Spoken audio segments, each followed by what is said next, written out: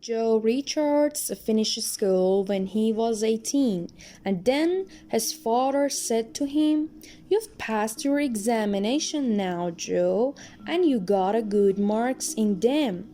Now go and get some good works.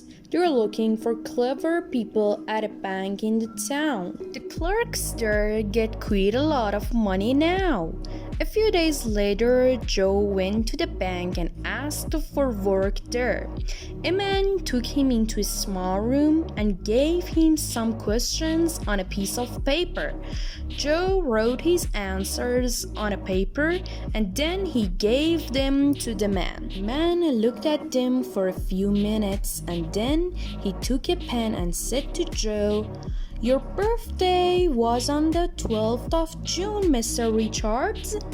"Yes, sir," Joe said. "What year?" the man asked. "Oh, every year, sir," Joe said.